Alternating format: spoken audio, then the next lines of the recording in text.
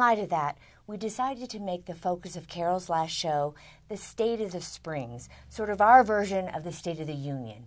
So, first up, we have Joe Raso, who is the CEO of the Colorado Springs Regional Business Alliance. That's a mouthful, right? It is a mouthful. Welcome, yeah. Joe.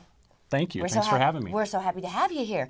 So you came to us to Colorado Springs in, I think, mid-May of this past year? Right. Or in 2012, correct? Yes, that's correct. So tell us about that. It's the new organization, I think, is maybe a superordinate organization, a combination of two different ones? That's right. Back in November of 2011, the former Chamber of Commerce and the former Economic Development Corporation leadership felt that in order for this region to compete nationally and globally, they needed to take the best pieces of both organizations and merge them together. So in February of last year, the legal marriage happened. Okay, the meeting of the minds, as they say in real estate? Yes, exactly. Okay, and when you say compete nationally, does that mean bringing businesses, economic development, or business to our region? Well, that's part of it. That's one component, right? That's exactly right. I mean, we need to make sure that first and foremost we're focused on our existing companies here.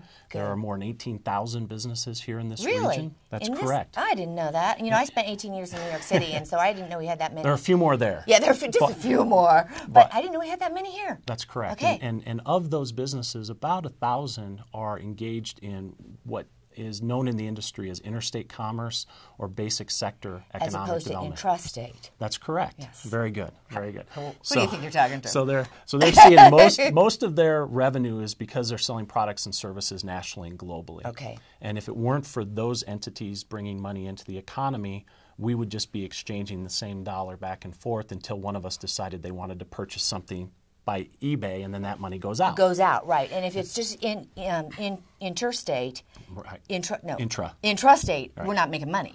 Well, we're not. Exchanging yes, the same thing. That's exactly right. Yeah. And so there's always leakage in every economy. Right. And if we're not building a bigger bucket of economic activity, right. then we're just exchanging the same dollar until some of it leaks out. Right. And so it's really important that when you look at the former role that the Chamber played on government affairs, military affairs, and local business services, and you look at the role of the former EDC focused on targeted industry attraction and helping those local base sector companies to grow, it's really the power of both of those coming together. Right. That's why I sort of refer to it as a superordinate organization. That's exactly right. Its mission is higher, and it's a combination, but higher than. Right. Right. The infrastructure was already here in the community. It just wasn't as integrated as it's becoming today. Okay. And so what are your main goals? I mean, I know that's putting you on this spot, but you can just give me top of the mind. The most important thing that we need to do as a community is make sure that as we grow over time and as our population increases, which it will, right now today it's about 700,000 people in this regional economy. That makes us the 40th largest market in the United States.